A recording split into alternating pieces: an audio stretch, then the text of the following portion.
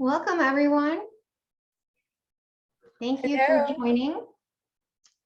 We're super happy to have you here today, and we appreciate you sticking through the week with everybody. So my name is Amy Flamini, and I am from Springfield, Illinois. I work for Midwest PBIS Network.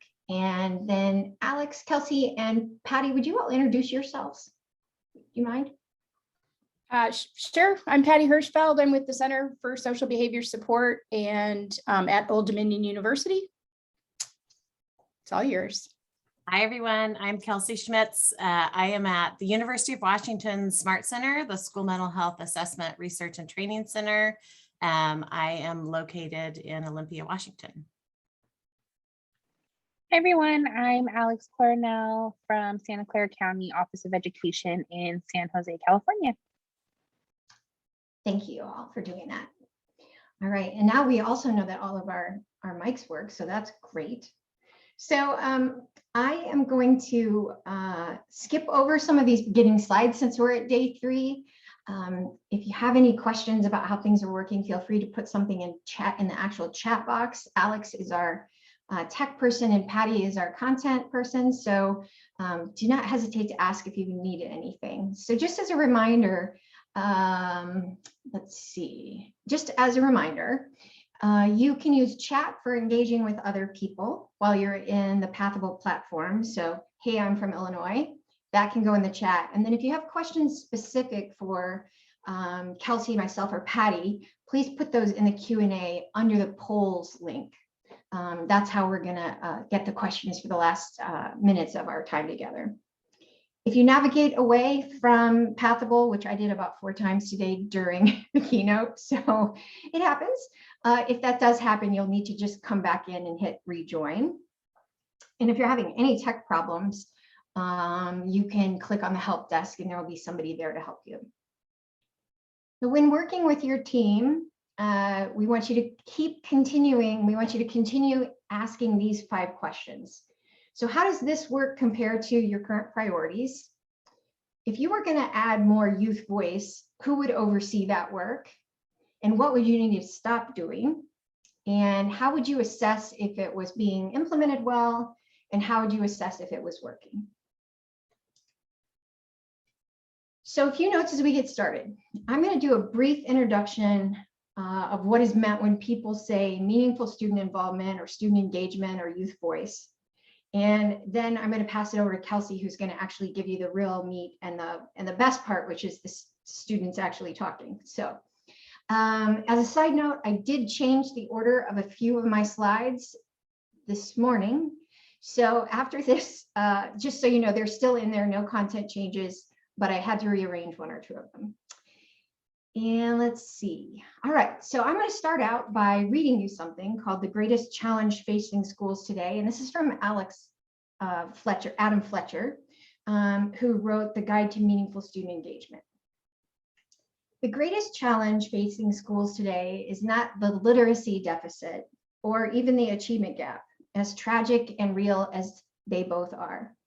The single problem plaguing all students in all schools everywhere is the crisis of disconnection. It's disconnection from learning, from curriculum, from peers, from adults. It is disconnection from relevance, rigor, and relationships. It's disconnection from self and community. It is simple disconnection. While this doesn't only affect schools, it does plague schools in a special way. And the cure to disconnection is meaningfulness. Meaningful student involvement happens when the roles of students are actively realigned from being the passive recipients of schools to becoming active partners throughout the entire educational process. Meaningful student involvement can happen in any location throughout education, including the classroom, the counselor's office, hallways, after-school programs, district board of education offices, at the state level, at the federal level, and in other places that directly affect the student's experience of education. Real learning and real purpose take form through meaningful student involvement. often showing immediate impacts of the lives of students by actively authorizing each of them to have powerful, purposeful opportunities to impact their own learning and the lives of others. So that section that I just read to you from the Guide to Meaningful Student Involvement, the link is in your PowerPoint if you have any desire to see that again. So I would like for you to consider, what is it that you think of when you think of student engagement? So do you think about giving feedback about school-wide acknowledgements, or youth sitting on your PBIS team, or helping decide prices for the Valentine's dance, organizing the homecoming dance, redesigning the school logo? What do you think of? So if you would, I'd like for you to just share in chat really quickly, what comes to mind first when you think about youth voice? And we've had so many great examples this week of youth voice. So what comes to mind first, if you put that in chat?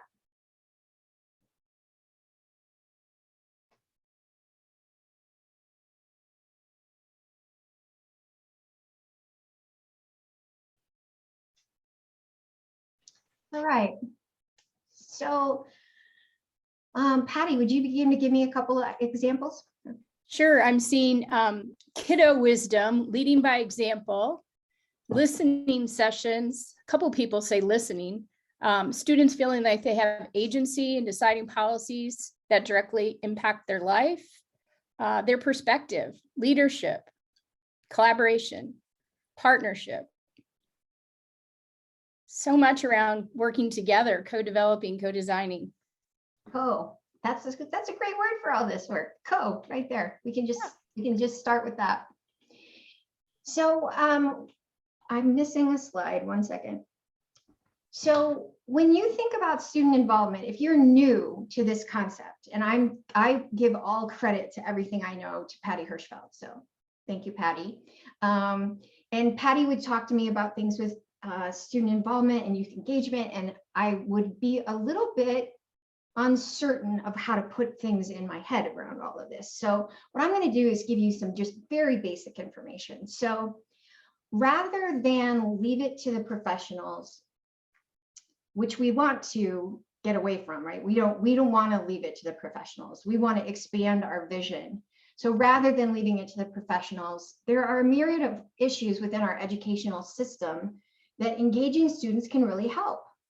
And there's seemingly never been a time where there are more influences on what curriculum looks like in our educational system, right? All you have to do is turn on the TV. We say that our youth have less seat time in our country. However, this is actually not true. What is true is that other countries have more school days, but they're shorter. And they actually end up having less seat time than youth in the United States do. Meaningful youth involvement could include determining what is available for students outside of the school day, what supports are available during the school day, and how school funding is used. The lens can expand to curriculum, to the goals of education, to the time we have in school, what those school hours look like, as well as school choice, as well as class size, as well as how we look at teacher quality. So we really want to push you today to keep expanding your vision beyond asking students what they think. We want you to expand your vision.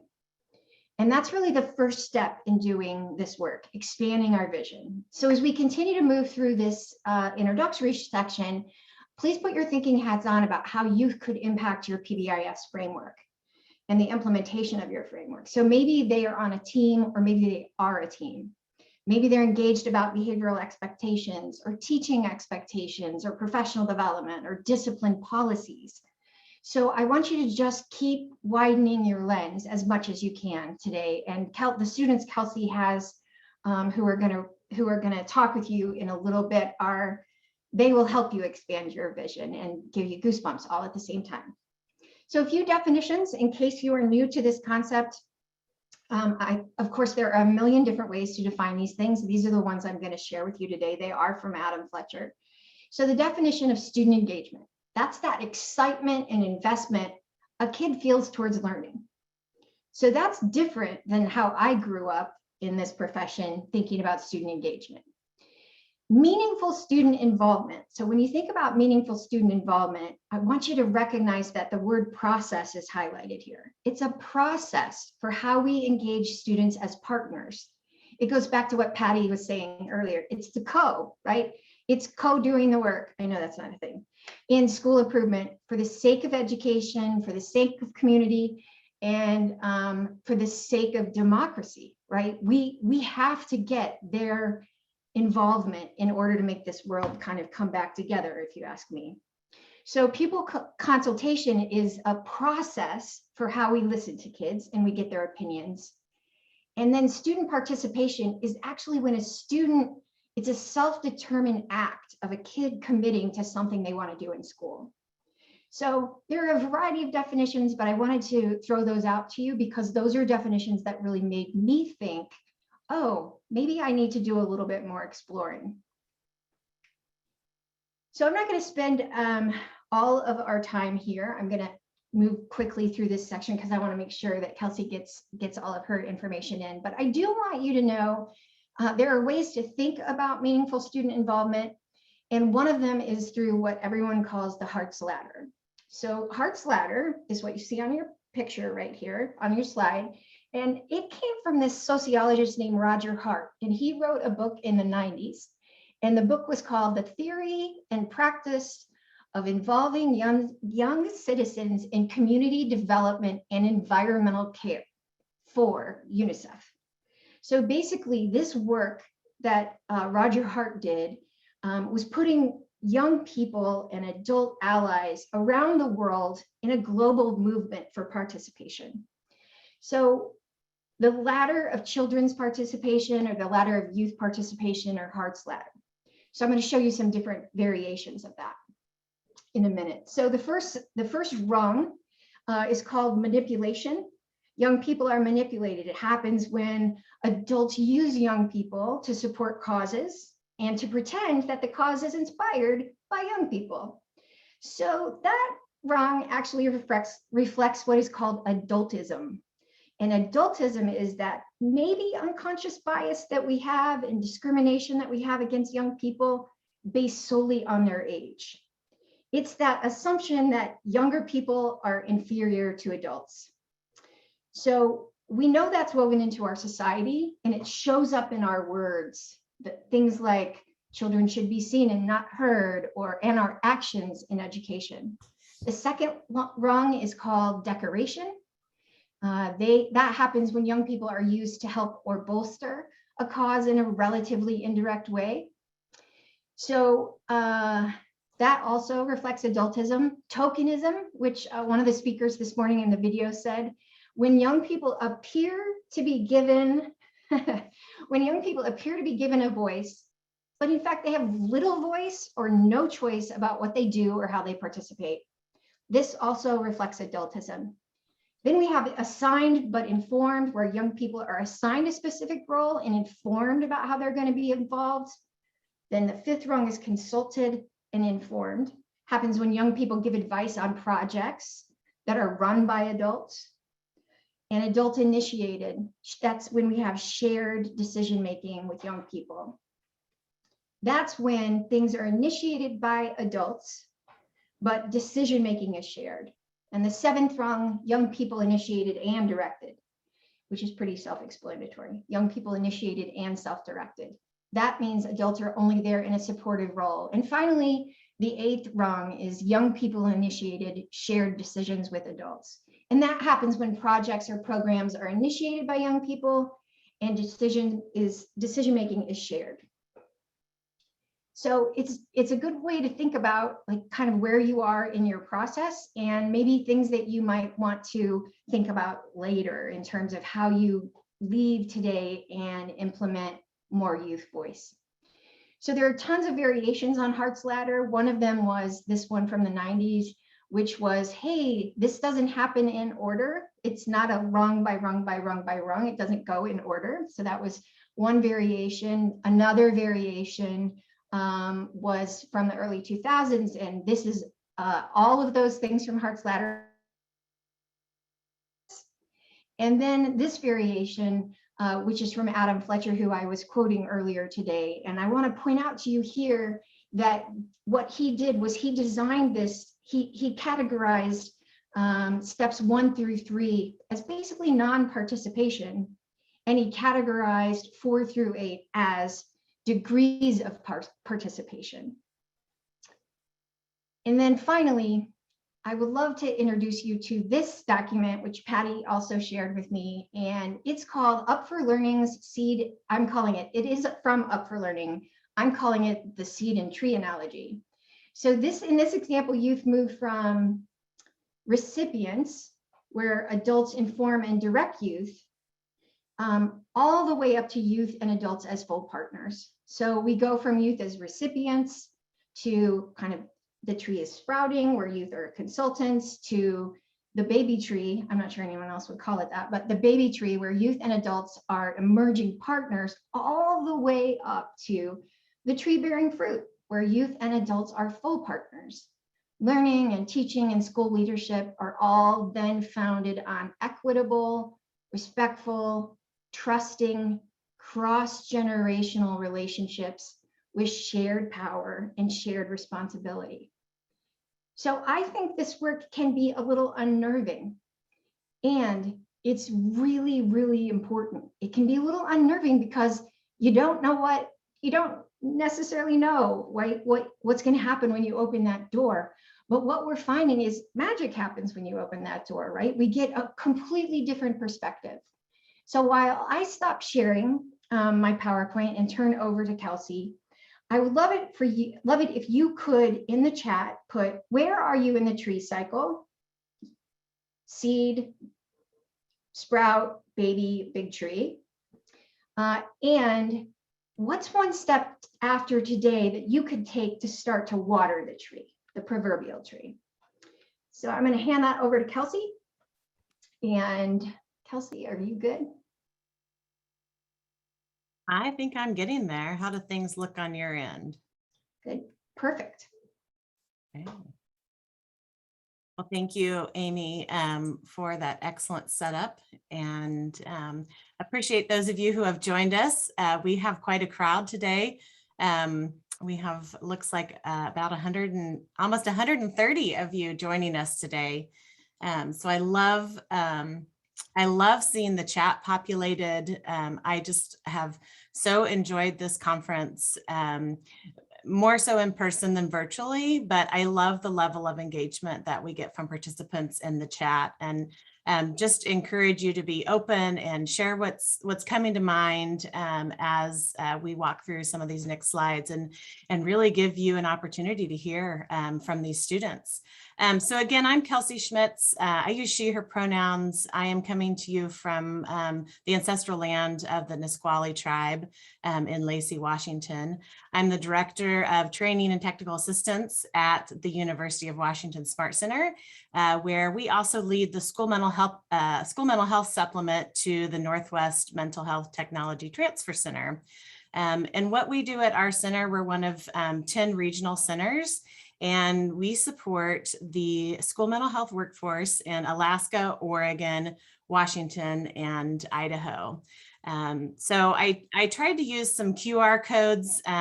We're all, I think, getting more used to QR codes, especially through the pandemic. It seems like every restaurant I go to has these where you can look at the menu. So I tried to put these on there. They're also, the links are also embedded, and I can put my email in the chat. I'm always really open if you are looking for something and can't find it, just to help and support that. One little, I'm going to pause just for a moment because I have this sticky note right here that says, don't forget to share sound when you share your PowerPoint, and I did. So give me just a moment, and I'm going to reshare because I want you all to be able to hear these students. All right, thumbs up. Am I back? Everything look good? All right, thanks.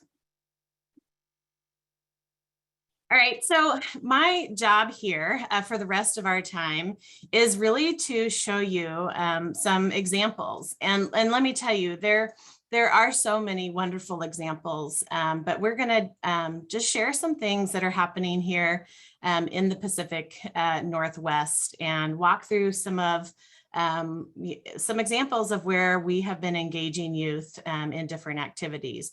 We're going to talk about a youth or a statewide mental health and well-being campaign called A Mindful State here in Washington. You're going to hear about some students who have been doing some work, one particularly through her project Youth Aware. You're going to hear from some folks from an organization called Seeds of Peace, a about youth-led professional development and advocacy. I'm going to share a little bit from a high school in Seattle who is a school climate transformation grant recipient and how they are working with youth on their MTSS team. And I'm going to talk about a relatively new project called This Is Me, which has been doing some video journaling with students through the pandemic with plans to continue and expand this project. And then we'll share some resources. How does that sound to everyone? Sound okay? All right. Thank you. Thank you for playing along and nodding heads. I appreciate that. So I'm going to start with talking about a mindful state. I don't know if any of you were in the session that Jessica Swain Bradway and Dr. Kurt Hatch did yesterday. But one of the things that Dr. Hatch said was that we need to unapologetically center the voices, the dreams, and the desires of Black, Indigenous, and other people of color. And that's what this unique collaboration of the Washington State Department of Health, civic leaders, nonprofit organizations, healthcare providers, leading experts in mental health, as well as a just growing number of people who've been willing to share their lived experience and how they're doing and how the pandemic and other things have impacted their mental health. So the campaign has been targeted to the people of Washington with particular emphasis on youth and those communities who are most vulnerable to the mental and behavioral health consequences of the COVID-19 pandemic due to poverty and systemic racism and disenfranchisement.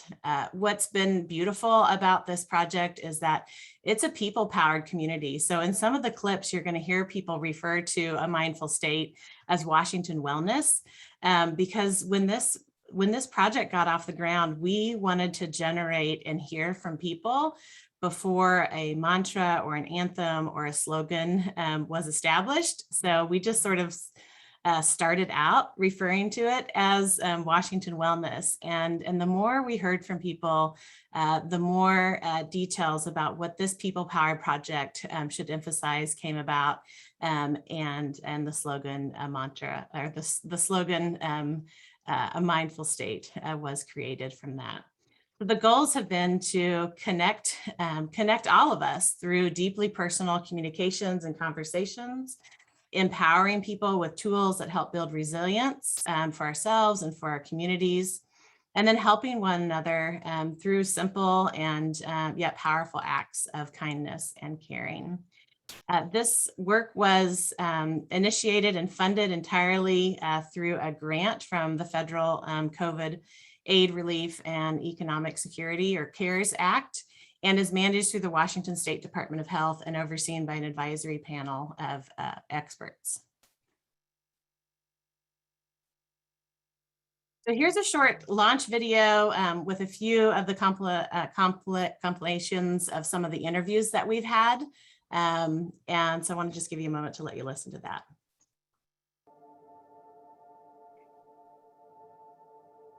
You have to let people tell their stories. They have to talk it through. And they need people that they can lean on, people that will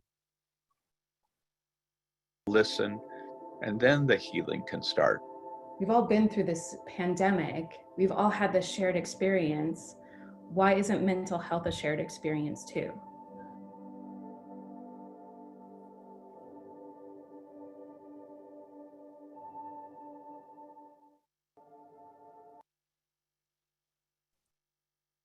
So again, this just gives you a sense of how this project has gotten underway, and our focus on really helping to normalize folks talking about their emotions in really, really authentic ways. On the website, you'll find many stories. There have been over 200 interviews that have happened, and these stories include Washingtonians, just everyday citizens, but as well as experts in mental and behavioral health, as well as resources. I think something that's really unique about this website is that if you click on a personal story on the right-hand column, you'll see other similar stories. You'll see those topics that mental and behavioral health experts share, and also related resources. All right, so now we're going to hear from a student.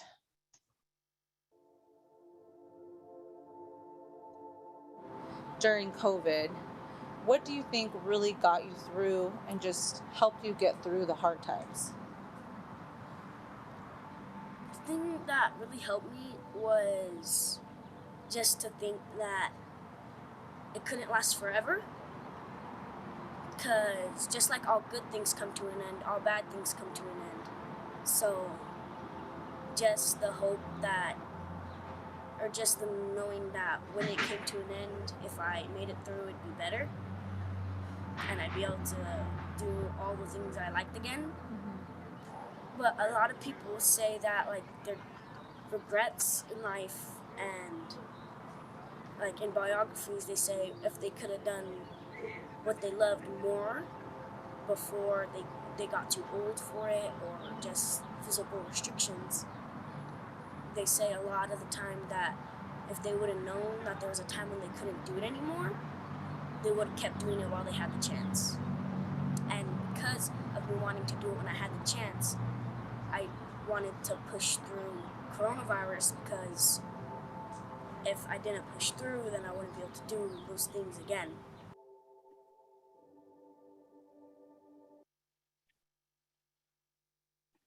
So I love that message of hope, and just the incredible insight that we hear when we give everyone, especially our students, a chance to share about their feelings. So how's it going? So there have been over 250 billboards and posters that have been posted around the state. In fact, it's been fun as I share this project with other people that I work with. I'll get texts, oh, just saw your sign off, not my sign, just saw a Mindful State sign off I-5, or just saw a bus with it on it. So I've got all these like blurry pictures of people trying to take pictures and send those things to share. But there have been ads on sounder trains and then on buses that are moving up and down through communities. There's been a huge social media push. Over 2 million people have engaged through social media. There's been a lot of radio and TV press. And one of the initial events that we held that I'm going to spend some time talking about has been the Connections We Need event, really elevating youth voice. And then this event led eventually to a series of professional development that's been led by some of the youth that you're going to hear about in a moment. So again, we're going to talk about Connections, the Connections We Need event, and you're going to hear from the students that spoke at that event. We held that in the spring and engaged school staff and after school staff. And it was really a true collaborative effort of several different organizations alongside youth. And I just want to give a thanks to the Mindful State Project, and specifically Christina Blocker and Corbett Mosesley, Farron Johnson, Jamad Conley, Sabine Thomas, and Kim Reinhart for really making this event possible. Also want to give a shout out to my colleague Natalie Flores, who has just been amazing with editing and getting these videos posted so people could share. So if you're interested, on this slide, you'll see the QR code that will take you to really the entire event that we held. What we're going to hear today is just some of those clips from students. So these were our 4 youth speakers. And you can just see from some of these powerful quotes how impactful their stories were. And in a moment, you're going to get to hear from them. So, so hearing from Hope that ignoring race is the problem. Hearing from Mayhar that the collateral damage of the pandemic is the toll it's taken on teens. Hearing from Brian the importance of just being able to set aside the normal curriculum and be able to have space to talk and discuss about the events that were happening around them and how this helped. And then you'll get to hear from Swordsay, who knew that for her classmates, they were struggling and worried their family life wasn't the same as hers, and that they don't have as good a support systems as she does. And it was really hard for her to see them go through those things. So what I want you to listen to as we move into some of these videos are these themes that came through in this event. Really hearing the importance of equity and access for all students, youth needing safe spaces for conversation, youth needing to provide peer supports, and then us grownups needing to create the space to listen to youth. So as we get started, I just want to provide a content warning. It's possible that some of the things that these students are going to discuss could be similar to your experiences, could bring up other difficult times, and could elicit a strong emotional response. And I just want you to feel free to step away or take a break if you need to.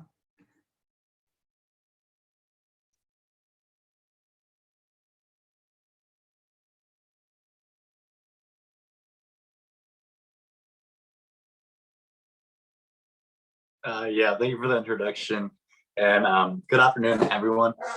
So I want to start off with saying that, I mean, even since last March, so was my junior year, still was the end of it. The virus obviously came so abruptly. There were a lot of unanswered questions. We only expected to have 2 weeks off, and then it turned into like 2 months. And then we ended up just finding out that the whole school year was canceled and that we had to stay home. I think since then, there was so much anxiety built up, you know, because we had those unanswered questions. And on top of the virus, separated from that, there were so many events happening around us too. I think that since we stayed home and weren't going out because because of the virus, we had the opportunity to use social media to like educate ourselves and see more of what was happening around us. I know with my generation, we like to share things around like Instagram, Snapchat, and TikTok now.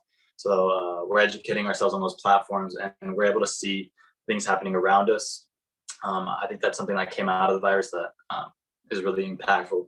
But the start of my senior year, we knew that it was going to be virtual too, staying at home. So obviously we would have wanted to have it in person, especially since I was having my last year. But I know the people around me, some other friends were discouraged being virtual. I know that they already had struggles inside of the classroom, so they knew that they were going to struggle even more outside of the classroom, being at home, being self-sufficient, because it was a huge shift for us. And also the teachers, a lot of teachers were also adapting and going through issues. But I know for me, I had a ton of support. So like Miss Farron, some advisors, I had, because I'm in ASB, so I'm a student leadership, and I'm also in Key Club, so I have my advisor in there, and I have all this other support around me, like my counselors and the college career counselors. But I know that a ton of other students around me don't have those same opportunities, and that they're just really on their own. They just have their friends around them, and I know I was lucky enough to have all those people with me, but I want to emphasize that a lot of students didn't. So they're, especially those that are seniors in my year, they're lost. A lot of them are lost because a lot of these programs we have that are for seniors, that are like colleges limit, like set a cap at the students. So I know a lot of them aren't able to join these programs. So I think them or they're pretty stuck because they're not getting that necessary help. But it would be great for them to, have somebody there to talk to them, to discuss them, and let them know that they have a plan that they could set up for their futures too. I think that I'm ready for my future. I'm set up. I got all the support I needed. But things additionally outside of that, I know that something that helped me a lot was during the school year, there were a lot of events that happened that we saw on the news that were really impactful. I was given the opportunity to, during my classes, discuss those things that were happening, like in January, some events that were happening, having like a safe space for that. I know that really helped me out. Being able to set aside, the normal curriculum and be able to have a space to talk and discuss about the events that were happening around us really helped to open up that space. And that was during the class time. I know early January we had the opportunity to do those things. And I think that really let us take like a breath, and set aside the school and really talk about what was happening around us. Because besides school, there's the virus and all these things we're seeing on social media, on the news. And honestly, it's like really nice to talk about it, like to vent, to release that pressure. So I think that's something huge that really helps. And moving into summer and fall, I'm going to be starting college, university. I'm still deciding where I'm going to go. I have 2 more weeks. But I know that I have a great support system that it will be able to support me. And I'm thankful for that. I think continuing on focusing on mental health still, because I mean, it's always going to be important, whether the virus is here or not. And same with the others that don't have as much support. I wish that they could have somebody there in school, even during the summer, someone with contact, some like college career counselors, things like that, or just counselors in general, to support them during these times. Because I know the virus is still always going to be here, even as people are getting more and more vaccinated. And then besides that, we're seeing more things like this week, events like that, that many, might be confused about or be wondering things about. So giving students the chance to speak about those things would be great too. Like a little safe space to share their opinions and be able to, talk about what they want. So yeah. All I right. think that's all I have.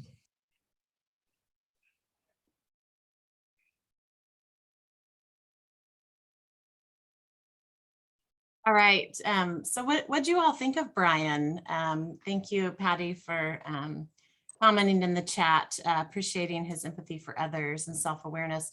What were some other things that came through as Brian talked through sort of what he was experiencing, the things that were weighing heavy on his mind, and the things that he feels would be helpful? Yeah, Wallace is sharing intelligent.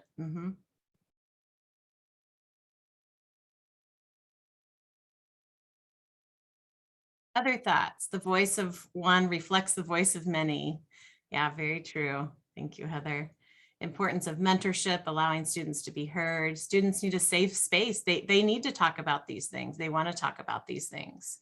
I love this, Mona, his awareness of privilege and advancing that for other students who may not have the level of access that he has.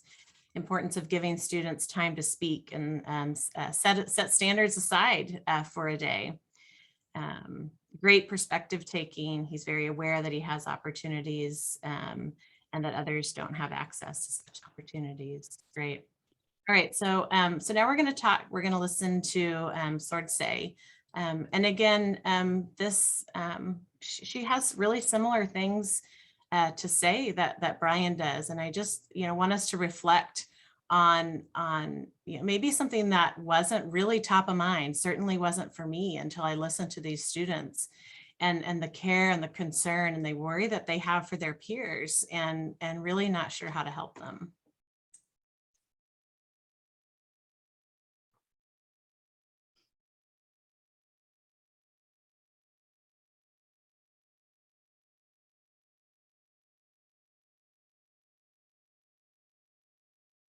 I'm a full-time running start student, so I'm going for my AA in biology. At the beginning, I was very overwhelmed with school. So I was doing ASB, helping Miss Farron with youth summit planning. I had just started softball, it was a lot like to handle, and I was also going through like studying for midterms, pre-calculus, all of that. So when I heard about like the break that was only supposed to be like 2 weeks, I was excited for it because like I kind of needed that break from school. And then like the time just kept getting extended. So I noticed that my mental health started to like not be as good as it should have been because I was so used to seeing my friends every day, so used to being at school, doing sports. And it kind of just got hard. So a lot of my support system was social media, like staying up to date on like what my friends are doing, what's going on around like Tacoma, schools, how everything's doing with COVID. And I also leaned onto one of my closest friends a lot, just because he also kind of knew how like I felt because he was also going through the same thing. So we both kind of just leaned on each other for help.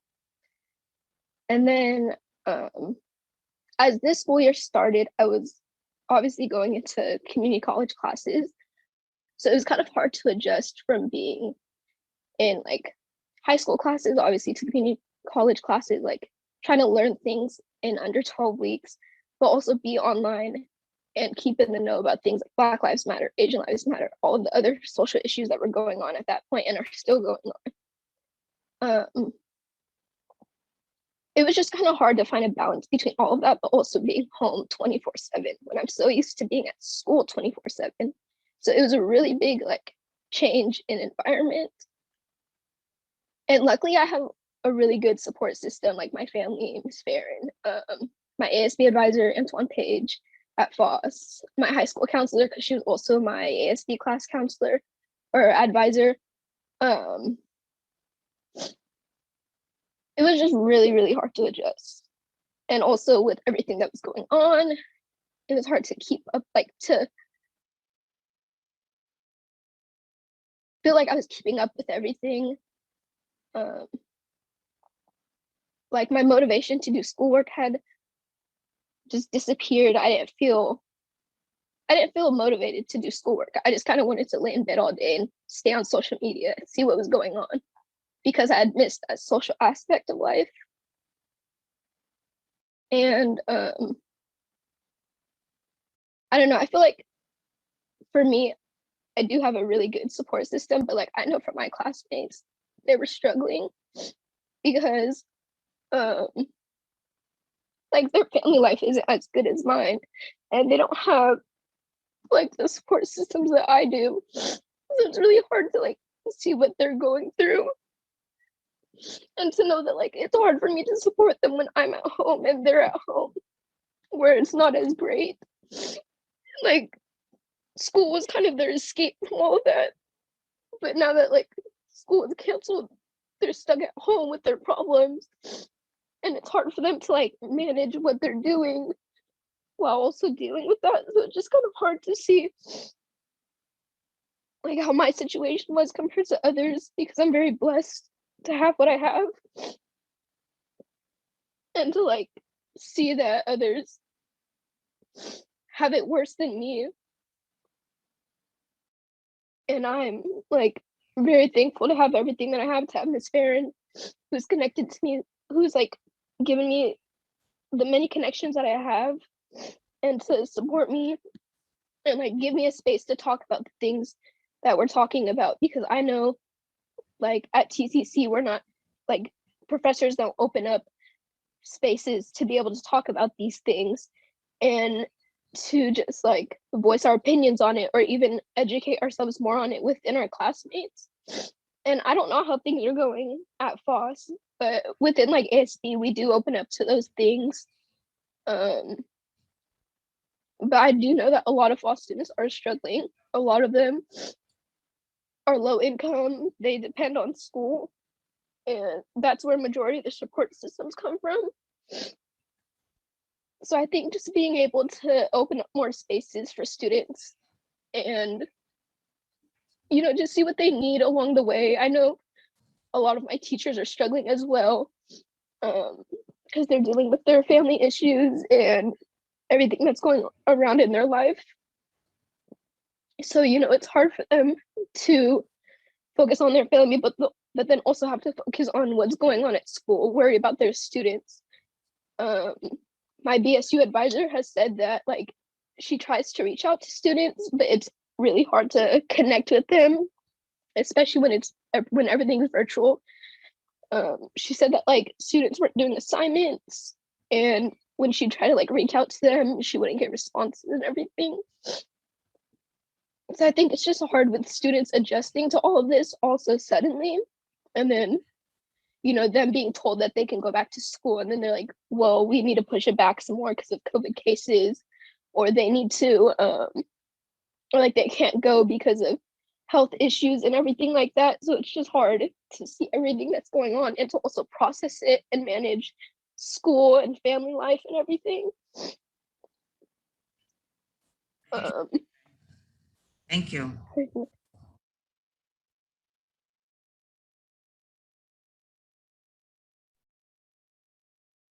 So I don't know about you all, but that's hard to listen to every time I've listened to it. And I know some people are reflecting that in the chat. Someone's saying they're glad they're not on camera because I'm bawling. And again, I know these are tough to listen to, but so critically important. And there were things I heard her talk about that were my experiences, and I've heard both her and Brian talk about turning to social media, right, to keep up with their friends and to keep that engagement with peers. Jessica, I love your response here. Even with her own trauma responses, lack of and decrease in motivation, she still has empathy and struggles with how to help those who don't have the same supports that she does, and how this really illustrates the struggle of many of our students.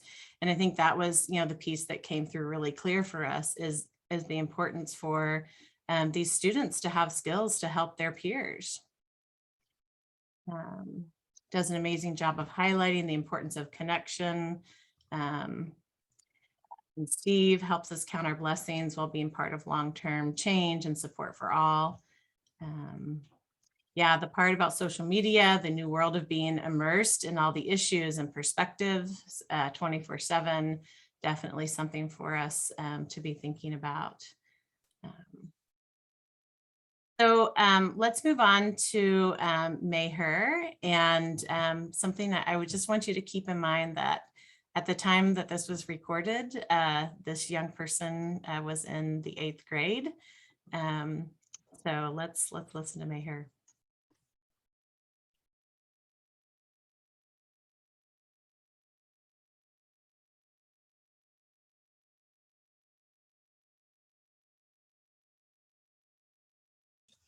Hi, thank you so much. So hello, everyone. My name is Mayhar Graywall, and I am a rising 9th grade student in Bellevue. And today I represent not only myself, but also the voices of my peers. We're really the generation that represents the change makers, the innovators, people who really think outside the box. And we will be taking over from our parents to bring about effective change such as equality for all, climate action, innovations in science and technology. However, due to this experience that we're all going through right now, we're also the generation that can be called the quarantine generation, the generation that experienced lockdown amidst the pandemic of the century. A contagion that put everything on a standstill, like even our social interactions, school activities, sports. And the collateral damage of this pandemic is the great toll that it has taken on us teens. So I've always been passionate about community health, outreach, and grassroots work. I've been helping organize health camps and have initiated several health campaigns in the community. I was spurred to action in February 2020 when the lockdown started, when our world turned upside down. I really wanted to do something for my peers who were struggling and having a hard time coming to terms with all the change that was taking over our lives. I started my magazine Youth Aware, which is a platform for the youth to share their ideas, their views on things that are important to them, to know about the world and things that affect them. It quickly drew an audience around the world, and we have not only readers, but also writers around the world. And I use this platform to interview community leaders, scientists, doctors, firefighters, just people who inspire the youth during this time so that young people can really hear from them, learn from them, and be motivated to keep on going even though we're in this difficult time right now. And I realized that Youth Aware could be an instrument for change. And I especially wanted to do something to help families that were struggling during this time. So many families have lost their jobs, and we started organizing drives for our community. So we did backpack and school supplies drives, collecting dry food items, as well as warm meals drives. And we also collected and donated clothes and toys around the holiday season. We also started Clean Hands Collective, where we installed mobile and permanent hand hygiene units around the greater Seattle area as an effort to promote hand hygiene in the community.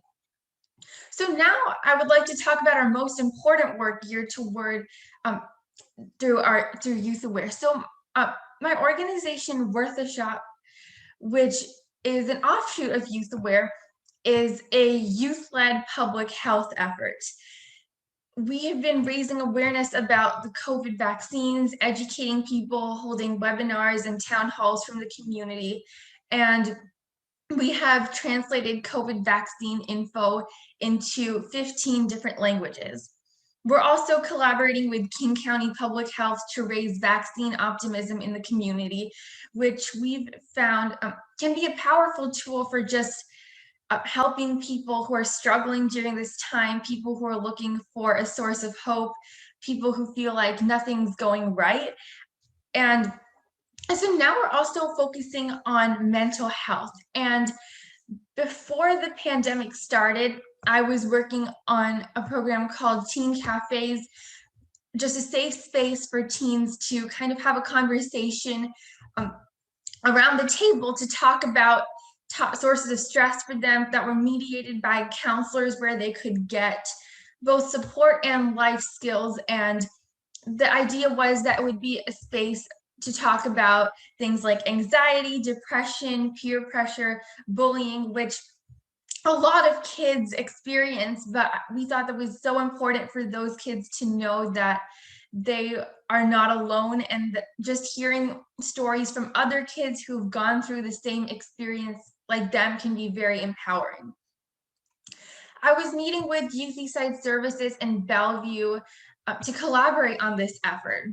But once the lockdown happened, we realized that we couldn't do this in person. And so we quickly switched gears, and thanks to Youth Eastside Services, we were actually able to do this group virtually. And it has been going on for more than a year, every week. So it has been a very dynamic group. We've had people join in as they found out about it. It's free, and we have counselors with us every time. So this has been a safe space for young people to come and express themselves. It has been a place for venting, expressing fearlessly, and also for empathy and compassion. So we're currently talking about life skills, and youth in the group have really grown together in many ways. And at first, we could clearly see that when this group first started, the young people involved were a lot more hesitant to talk and to share their stories because we were just getting to know each other as a group. But now we can see that as this group has been going on for more than a year now, we can see the impact that it has made on youth. And now young people are feeling more confident and open to sharing their stories and getting advice from both people their age and the counselors from YES. We also started a second group in collaboration with Crisis Connections, and this group is also virtual. We meet alternate Thursdays, and this group is unique because this group focuses on family life. So we know that a lot of families have experienced a lot of have gone through a lot during this time, and it's open to parents and kids, and there's a counselor on board. So through our work, my team and I really want to make a positive impact, and I'm fortunate to collaborate with Ms. Schmitz and Mr. Mosesley to be part of Washington Wellness. Thank you so much.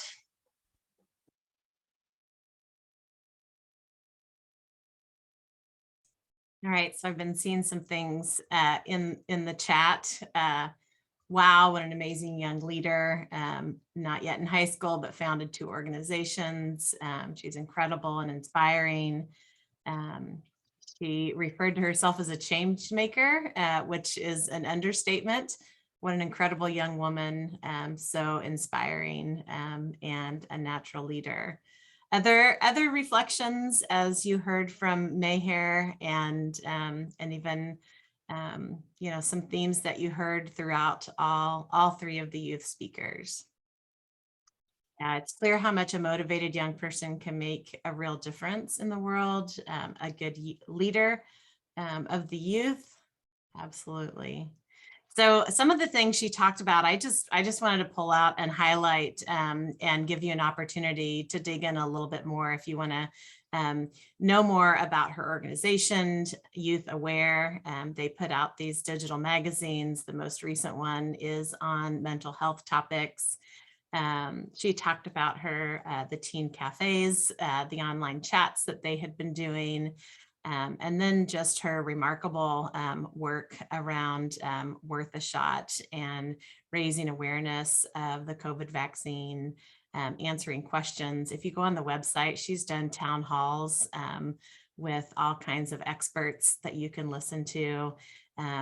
She's got a Twitter and a Facebook page if you're interested in following either of those things.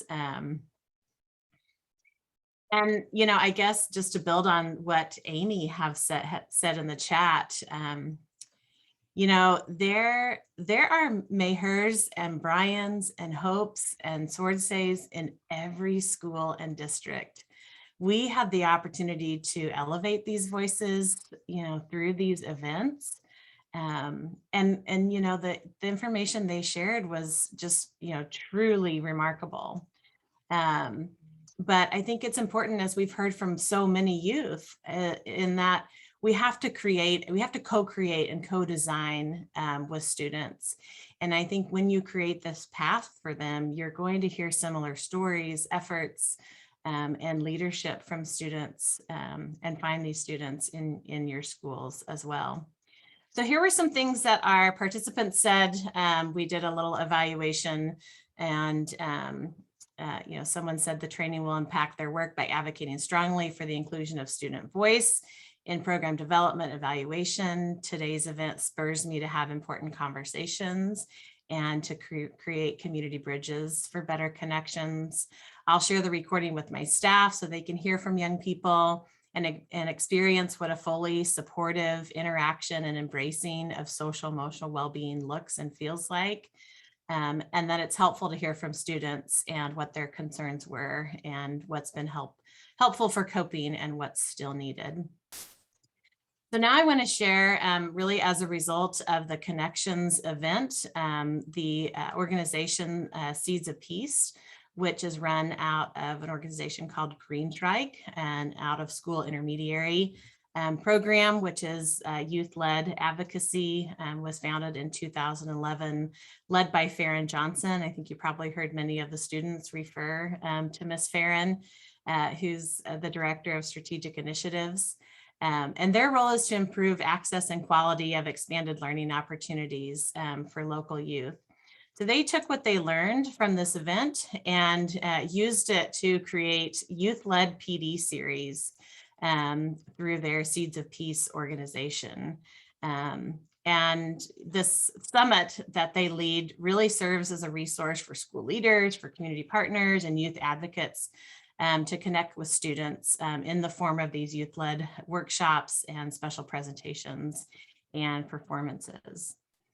So I'm going to give you this video is a little bit shorter, but I think Farron and these students do a much better job talking about this work than I do.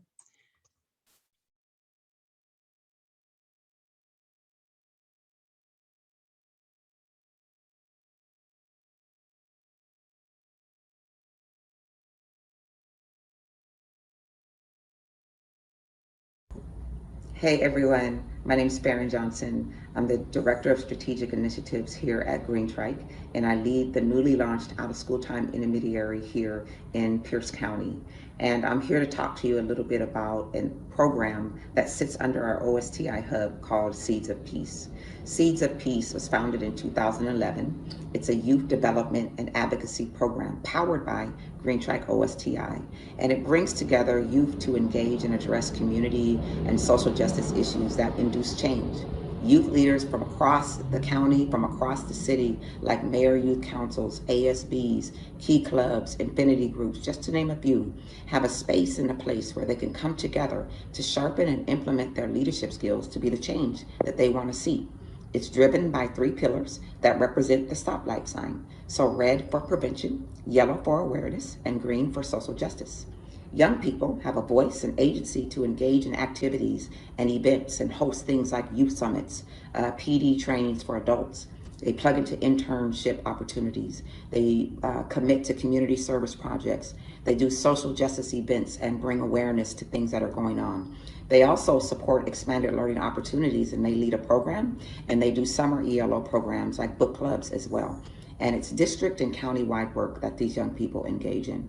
I'm excited about this next campaign that the young people are getting ready to launch on November 8th. That's going to bring awareness district-wide to teen homelessness in schools. It's led by some amazing young people from the Mayor's Youth Council, and we are excited to see what they are going to accomplish when they put their minds and their hearts, their boldness together to address stigma around teen homelessness.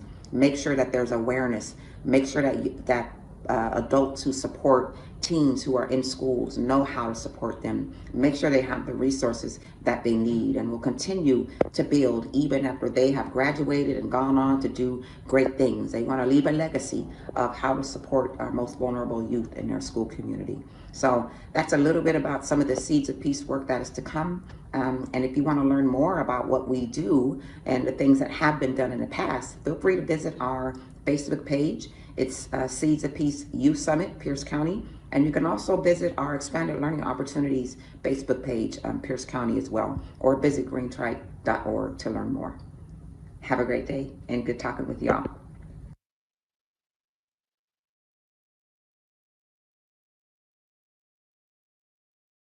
Hi there, my name is Celia Nemorda Parmenter. I use she, her pronouns, and I've been part of Seeds of Peace since this summer.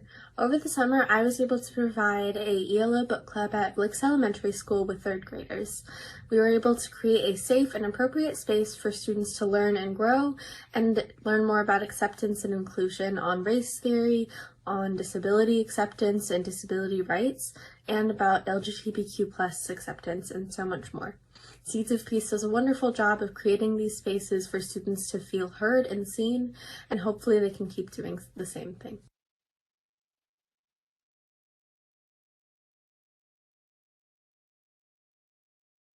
Hi, my name is Thursday Sue. I'm a senior and student at Henry Foss High School. I've been doing Seeds of Peace for 7 years now, and some projects I've been doing is the Youth Summit, ELO book clubs, youth-led PD sessions, and just some other projects. I think that Seeds of Peace has really been a good build of character for me. I came into Seeds of Peace the beginning of middle school, and I was super shy. I wasn't really into going out of my comfort zone and work on projects that isn't familiar with me or comfortable with me. And as I started to get more involved in Seeds of Peace, I grew more comfortable with the people around me, and that's helped with my confidence and also just learning to venture out and try new things. learn how to be comfortable with new things, and learn how to work with different groups of people, and also collaborate with other types of students, as well as learn how to present your ideas and just how to speak to different types of audiences, like if it's youth or adults or your peers and everything. I think that's something that Seeds of Peace has really helped me with, is just coming out of my comfort zone and learning how to adjust to different types of people. The impacts that I've seen it have on students are very similar to mine. I've seen a lot of students come out of their comfort zones and learn to collaborate with the groups I'm involved in, or just even collaborate better with their groups because they don't have that close of a bond. And I've also seen a lot of students volunteer and try out new things that I never thought they would try out. And I think that Seeds of Peace is something everybody should have, and that everybody should be able to join. And if students feel like coming out of their comfort zone, I think Seeds of Peace is something to try out, just because of the impacts I've seen on people and on myself as well.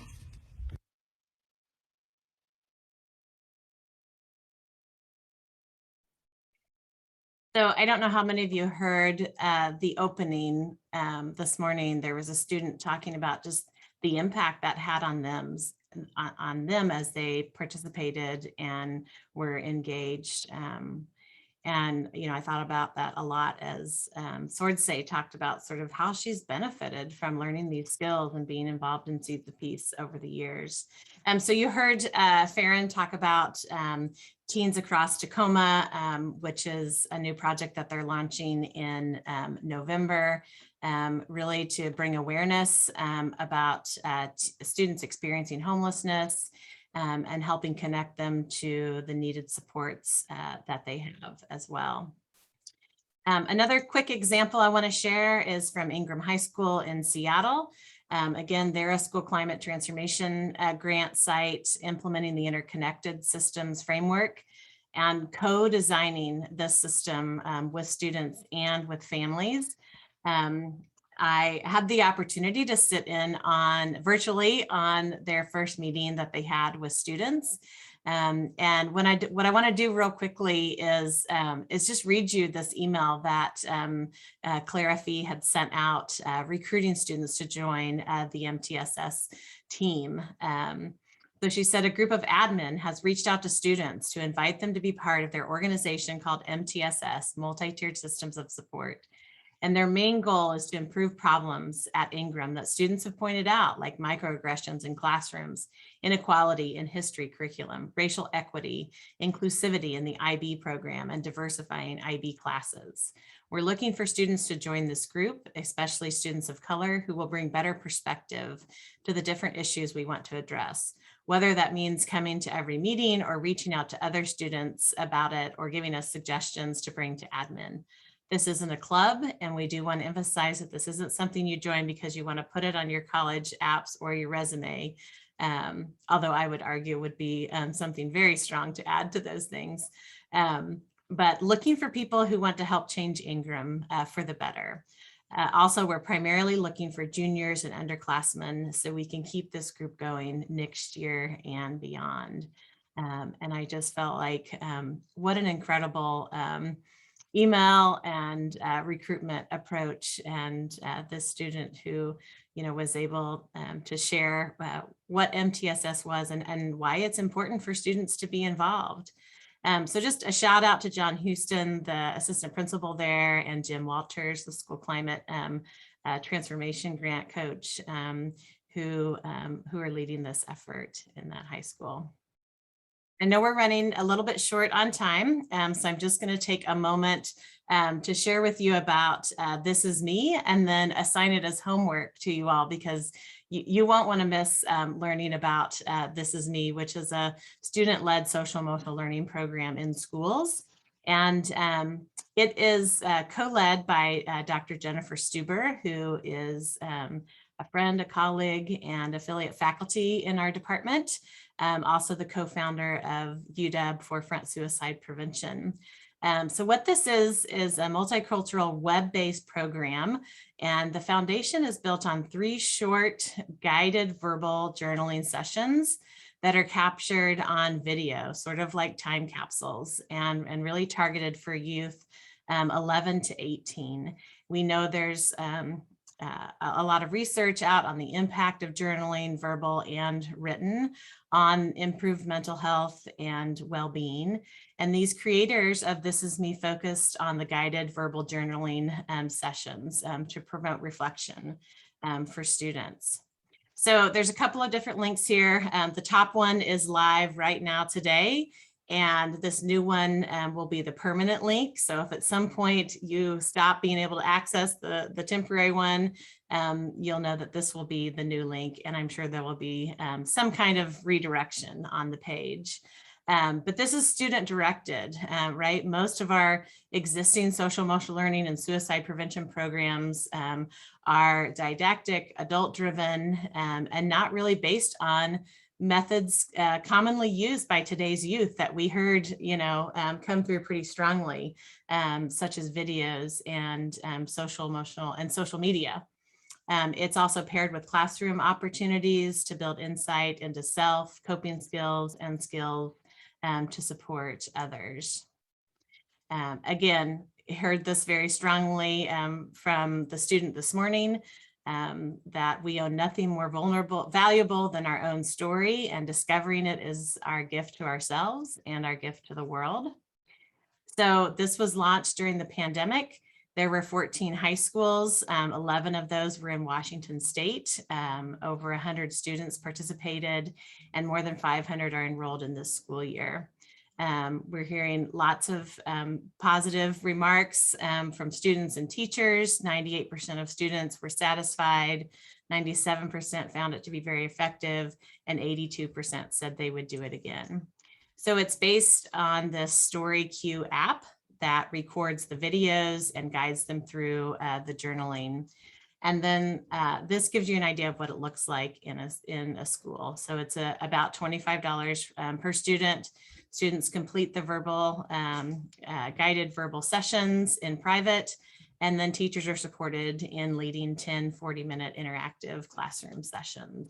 And at the end, the students can participate in the This Is Me Film Festival, which we won't have time to show today, but you'll have the link there. And when you go on the website, you can see the individual videos as well as this compilation film festival.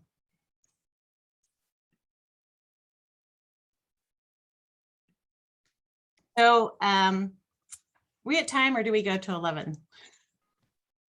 We're at time. Our session Yeah. ends at 10:45. Yeah, and All right. I just want to kind of wrap us up, Kelsey, saying thank you. And I think the chat speaks to how we're really coming to this awareness of how important youth voice is. I also want to encourage you to complete the evaluation. The link is on Pathables. The center really uses that information to inform what we do going forward. So I think that might be the end.